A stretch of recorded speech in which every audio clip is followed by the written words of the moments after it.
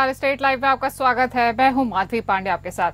शुरुआत करते हैं बिहार से। बिहार के मुख्यमंत्री नीतीश कुमार ने मंगलवार को पटना समाहरणालय के नवनिर्मित भवन का शिलापट्ट अनावरण कर उद्घाटन किया।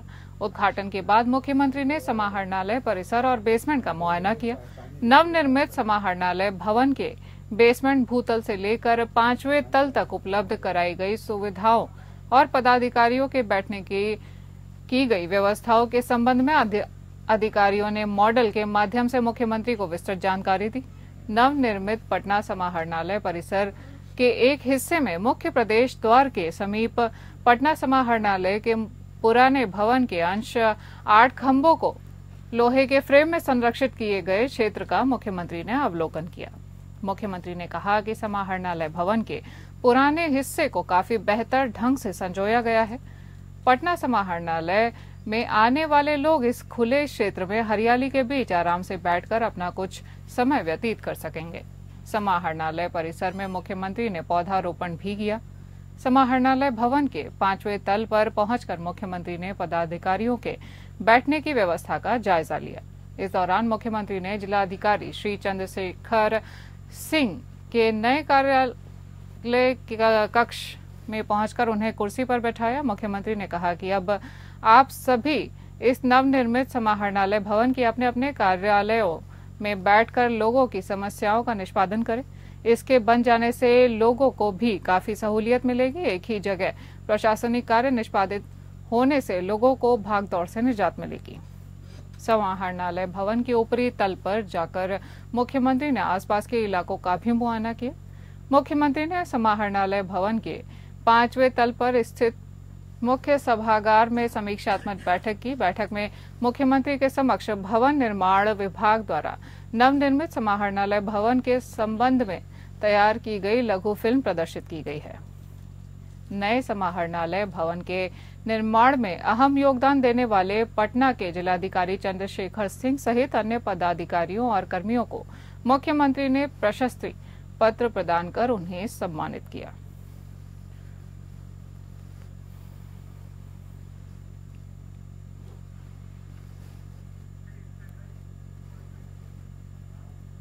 भारतीय जनता पार्टी के नेता और बिहार के उप मुख्यमंत्री सम्राट चौधरी ने राष्ट्रीय जनता दल के अध्यक्ष और पूर्व सीएम लालू प्रसाद यादव को मानसिक रोगी बताया है और कहा है कि लालू को कोइलवर पागलखाने में इलाज कराने की जरूरत है। लालू यादव ने मंगलवार की सुबह पटना में कहा था कि नीतीश कुमार आंख सेकने के लिए महिला संवाद यात्रा पर जा रहे हैं। पत्रकारों ने लालू से पूछा था कि नीतीश के विधानसभा चुनाव में 225 सीट जीतने का दावा कर रहे हैं और महिला संवाद यात्रा पर जा रहे हैं। इसके जवाब में लालू यादव ने कहा था कि वो आंख सेकने जा रहे हैं। आपको बता दें कि अगले चुनाव से आरजेडी सरकार में वापस आ रही है। सम्राट चौधरी ने लालू यादव के बयान को अत्यंत दुर्भाग्यपूर्ण बताया है। डिप्टी सीएम ने कहा कि मुख्यमंत्री नीतीश कुमार महिलाओं से संवाद करने जा रहे हैं। उनकी यात्रा पर लालू यादव ने जिस तरह के शब्दों का इस्तेमाल किया है वह चिंताजनक है। सम्राट ने कहा, पहले हम समझते थे कि लालू प्रसाद शारीरिक रूप से बीमार है, लेकिन उनके बयान से साफ हो गया है कि वे मानसिक रूप से बीमार हो गए हैं। उनको अब कोइलवर में इलाज कराने की आवश्यकता है। कैमूर में डीएम ने पंचायत राज विभाग की समीक्षा बैठक की। इसमें जिला पंचायत पदाधिकारी सहित सभी प्रखंड के प्रखंड पंचायत राज पदाधिकारी और प्रखंड विकास पदाधिकारी भी उपस्थित थे। सबसे पहले उन्होंने पंचायती राज विभाग के तहत विकास योजनाओं के क्रियान्वयन में कैमूर जिला परिषद को राज्य में दूसरा स्थान मिलने पर बधाई दी है। उन्होंने बताया कि पंचायती राज विभाग से 15वें और 6ठे वित्त आयोग की राशि से विकास योजनाओं को धरातल पर उतरने में जिले में काफी बेहतर प्रयास किया गया है।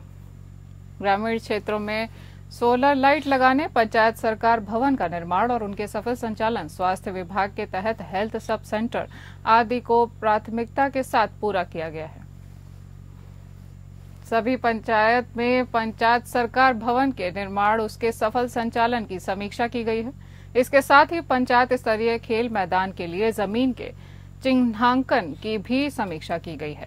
उन्होंने पंचायती राज विभाग के अधिकारियों को निर्देशित किया है कि विकास के जिन संकेतकों के जिला कुछ बिंदु से दूसरे स्थान पर रह गए हैं, उस पर सूक्ष्मता से कार्य किया जाए ताकि अगली रैंकिंग में कैमूर को प्रथम स्थान प्राप्त हो सके।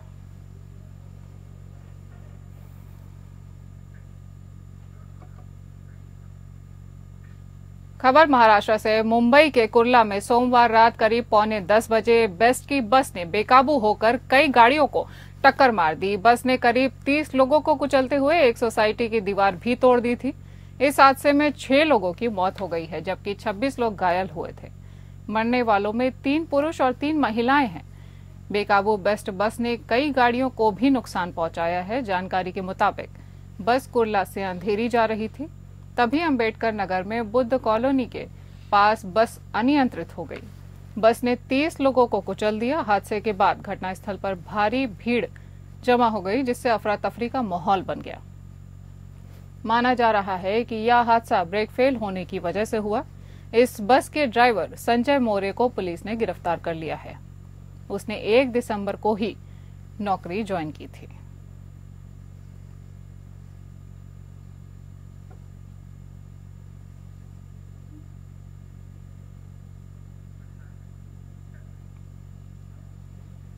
बात करते हैं झारखंड की। जामताड़ा में बस स्टैंड के ऊपर बना पार्क अब कचरे में तब्दील हो गया है। बस स्टैंड के ऊपर की तरफ बना पार्क, जहां बैठने की व्यवस्था और सुंदर फूल पेड़ के पौधे हुआ करते थे, वहां समय पर साफ सफाई नहीं होने से आज यह जंगल और कचरे में बदल गया है। इतना ही नहीं, जामताड़ा बस स्टैंड भी आज कचरे में तब्दील होता हुआ दिख रहा है। इससे जामताड़ा बस स्टैंड पर आने वाले यात्री और स्थानीय लोग काफी नाराज हैं।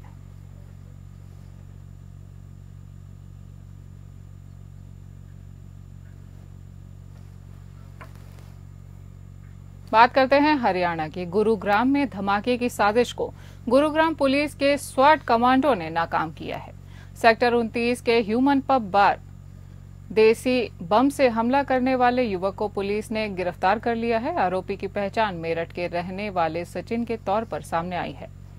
गुरुग्राम पुलिस के स्वाट कमांडोज ने आरोपी के कब्जे से 2 देसी बम बरामद किए हैं। दरअसल चंडीगढ़ में बॉलीवुड सिंगर बादशाह के पब बार पर हमले के बाद से एफटीएफ मामले की जांच में जुटी थी, जिसके बाद गुरुग्राम के सेक्टर 29 के टॉय बॉक्स पब बार मालिक ने पुलिस को शिकायत दी थी कि उसके पास भी धमकी भरे फोन कॉल्स आ रहे हैं, जिसमें लाखों की रंगदारी दो वरना अंजाम भुगतने के लिए तैयार रहने को कहा गया था।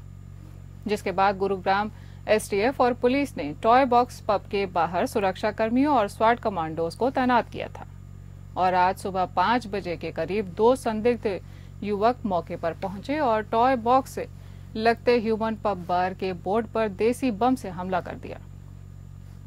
इससे पहले कि देसी बम से लैस यह बदमाश दूसरा बम फेंक पाते, गुरुग्राम पुलिस के स्वाट कमांडोज ने आरोपी को काबू कर उसके कब्जे से 2 और देसी बम को बरामद कर वारदात का खुलासा कर दिया है। आरोपी की पहचान सचिन के तौर पर सामने आई है, जो कि मेरठ का रहने वाला है। देसी बम से हमले की साजिश लॉरेंस बुश्नोई गैंग ने रची या फिर इसके पीछे कोई और है, गुरुग्राम पुलिस मामले की तफ्तीश में जुटी हुई है।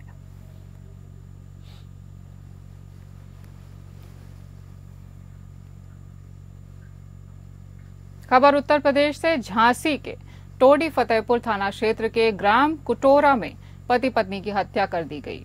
गांव के एक ही बुजुर्ग व्यक्ति ने एक युवक के ऊपर तलवार से हमला कर दिया।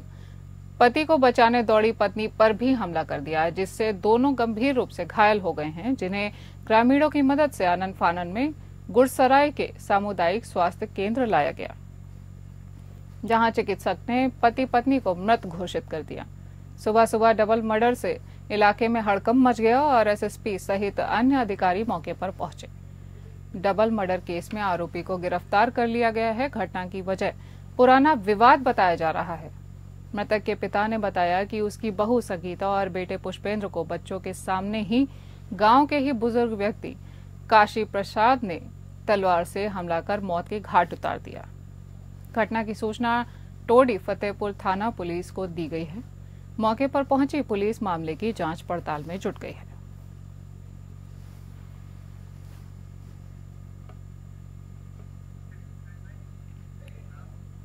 यूपी के कौशाम्बी जिले में डीजे पर गाना बजाने को लेकर बारात में मारपीट हो गई। इसमें 2 बाराती घायल हो चुके हैं, जिसमें से एक की मौत हो चुकी है, जबकि दूसरे का इलाज चल रहा है। घटना कोखराज थाना क्षेत्र के बघेलापुर गांव की है, जहां बीती रात दिग्गज सरोज के घर पर पकसराई चरवा थाना क्षेत्र से बारात आई थी। बताया जा रहा है कि गाने बजाने को लेकर बाराती और घरातियों में विवाद हो गया। विवाद इतना बढ़ गया कि नशे की हालत में बाराती और घरातियों में जमकर चले लाठी डंडे, जिसमें 2 लोग घायल हो गए। बीच बचाव करने गए लड़की पक्ष का एक रिश्तेदार गंभीर रूप से घायल हो गया है, जिसे अस्पताल ले जाते वक्त उसकी मौत हो गई। वहीं एक युवक गंभीर रूप से घायल है, जिसको निजी अस्पताल में भर्ती कराया गया है। सूचना पर पहुंची पुलिस घटना की जांच में जुटी हुई है।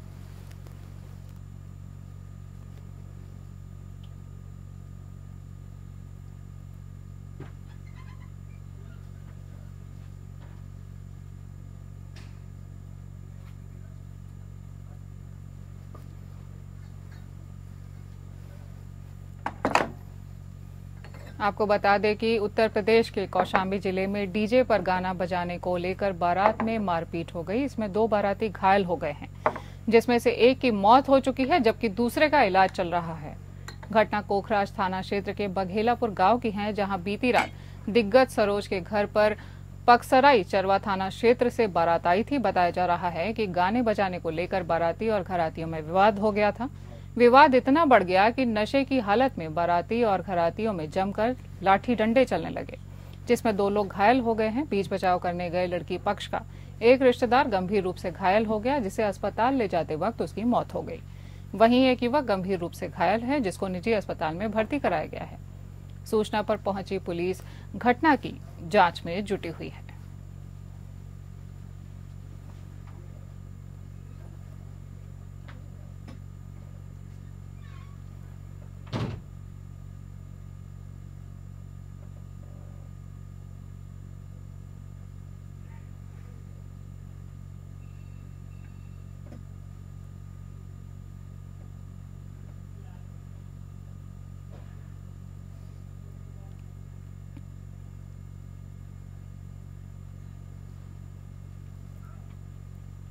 फतेहपुर में कलेक्ट्रेट परिसर पहुंची एक पीड़ित महिला ने जिलाधिकारी से मिलकर प्रार्थना पत्र देते हुए आरोप लगाया कि जमीन के पैमाइश के लिए लेखपाल और कानूनगो ने पैसे लेने के बाद भी काम नहीं किया। दोनों लोगों ने सादे कागज पे हस्ताक्षर करा लिए और अब पैमाइश करने से मना कर रहे हैं। जिलाधिकारी ने जांच के आदेश दिए हैं। कलेक्ट्रेट परिसर पहुंची असोतर थाना क्षेत्र के सूबेदार के साथ पूर्वा मजरे धर्मपुर सातो गांव की रहने वाली महिला राम भवन ने जिलाधिकारी को शिकायती पत्र देते हुए आरोप लगाया कि मेरे ससुर राम धनी के मौत के बाद उनका नाम जमीन पर पुत्र शिव भजन राम भवन के नाम विरासत के तौर पर दर्ज किया गया है। जमीन के पैमाइश के लिए कई बार प्रार्थना पत्र दिया गया है और 20 नवंबर को एसडीएम सदर के द्वारा जमीन की पैमाइश के लिए पुलिस बल और लेखपाल व कानूनगो को मौके पर जाकर जांच करने का आदेश दिया गया था, जिसके बाद 28 नवंबर के दिन शाम लेखपाल और कानूनगो मेरे घर पहुंचे और गांव के एक व्यक्ति को खेत जुताई और बीज का 1690 रुपए दिलाया। राजस्व विभाग के लेखपाल और कानूनगो ने मुझसे नकद 20,000 रुपए लेकर एक सादे कागज पर हस्ताक्षर कराने के बाद अब पैमाइश करने से इनकार कर दिया है। जिलाधिकारी को शिकायती पत्र देते हुए जमीन की पैमाइश कराने के साथ दोनों कर्मियों पर कार्यवाही की मांग करते हुए न्याय की गुहार लगाई है। बात करते हैं छत्तीसगढ़ की। छत्तीसगढ़ के मुख्यमंत्री विष्णुदेव साय ने सभी के लिए आवास की परिकल्पना को साकार करने के उद्देश्य से मुख्यमंत्री निवास कार्यालय में अटल विहार योजना के अंतर्गत छत्तीसगढ़ गृह निर्माण मंडल की 7 आवासीय परियोजनाओं का शुभारंभ किया। मुख्यमंत्री विष्णुदेव साय ने इस अवसर पर कहा कि हमारी सरकार के 1 वर्ष पूरे होने जा रहे हैं। इस अवसर पर राज्य सरकार द्वारा अटल विहार योजना प्रारंभ की जा रही है, ताकि जरूरतमंदों को विशेष रूप से शहरी क्षेत्र के लोगों को किफायती दर पर मकान उपलब्ध कराए जा सकें। मुख्यमंत्री साय ने जिन आवासीय परियोजनाओं का शुभारंभ किया, उनके तहत 7 विभिन्न स्थानों पर ईडब्ल्यूएस, एलआईजी और एमआईजी श्रेणी के आवास बनाए जाएंगे। लगभग 300 करोड़ रुपए की लागत की इन परियोजनाओं के तहत 1650 मकान बनाए जाएंगे। इनमें ईडब्ल्यूएस और एलआईजी श्रेणी के 1452 आवास, वहीं एमआईजी श्रेणी के 200 आवास बनाए जाएंगे। हितग्राही भवनों का ऑनलाइन पंजीयन वेबसाइट के माध्यम से घर बैठे कर सकेंगे। मुख्यमंत्री ने कहा कि अटल विहार योजना के लिए हाउसिंग बोर्ड को ₹1 प्रति वर्ग फुट शासकीय भूमि उपलब्ध कराई जा रही है। इस संबंध में प्रदेश के सभी जिला कलेक्टर्स को निर्देश दिए गए हैं। इस योजना में पूर्व में घोषित अनुदान को जारी रखते हुए ईडब्ल्यूएस भवनों में 80,000 रुपए और एलआईजी भवनों में 40,000 रुपए अनुदान राज्य शासन द्वारा दिया जा रहा है।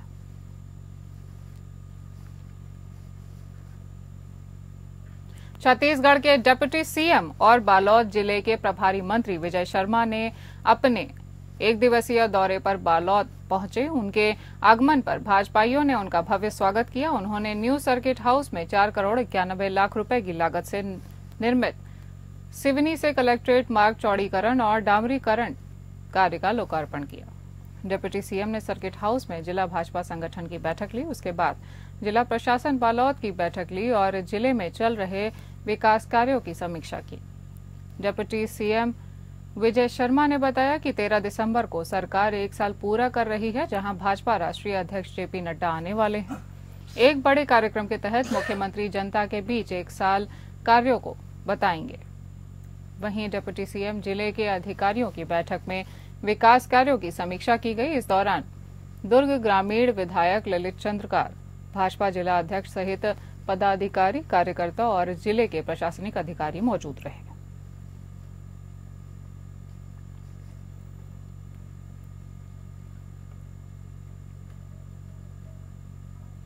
छत्तीसगढ़ के मोहला कलेक्ट्रेट में ग्राम विचारपुर ब्लॉक अंबागढ़ चौकी के ग्रामीण ठेकेदार द्वारा बंधक बनाए गए मजदूरों को बचाने की गुहार लेकर कलेक्ट्रेट और एसपी के दफ्तर पहुंचे। दरअसल 29 नवंबर को उद्धव तिड़के नाम के ठेकेदार ग्राम विचारपुर आया और 29 मजदूरों को महाराष्ट्र गन्ना खेत में काम करने ले गया। अब उन्हें बंधक बनाकर 9 लाख रुपए की मांग कर रहा है। इसी दौरान बंधक महिला ने वीडियो बनाकर परिजन को भेजा, जिसमें मुख्यमंत्री से उन्हें बचाने की गुहार लगाई गई है।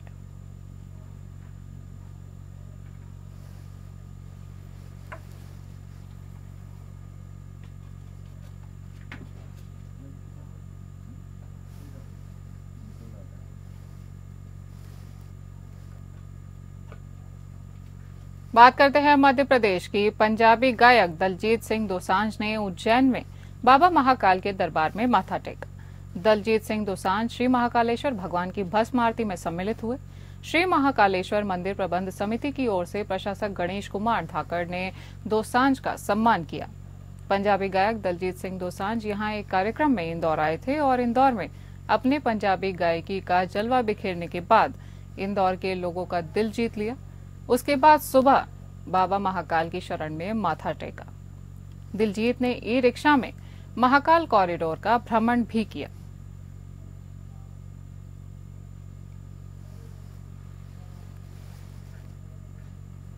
बात करते हैं गुजरात की सूरत के कामरेज के 84 टोल बूथ पर टोल चुकाने के लिए GJ5 और GJ19 पासिंग वाले वाहनों को स्थायी छूट दिलाने के लिए आम आदमी पार्टी के नेताओं ने टोल संग्रह कंपनी से टोल छूट के लिए लिखित गारंटी की मांग की है और ऐसा नहीं करने पर स्थानीय विधायक और सांसद का पुतला फूंकने की धमकी दी है।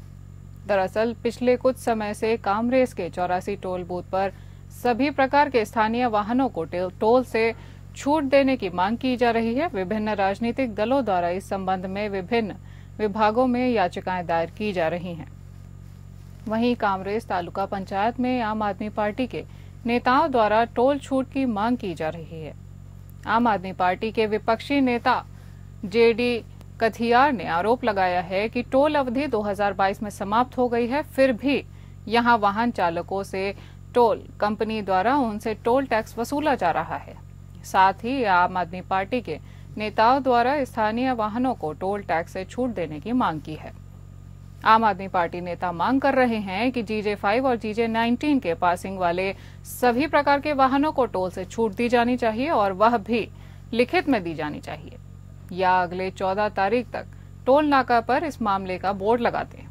ऐसा नहीं करने पर स्थानीय विधायक और सांसद का पुतला फूंकने की चेतावनी दी गई है। इस बुलेटिन में इतना ही। नमस्कार।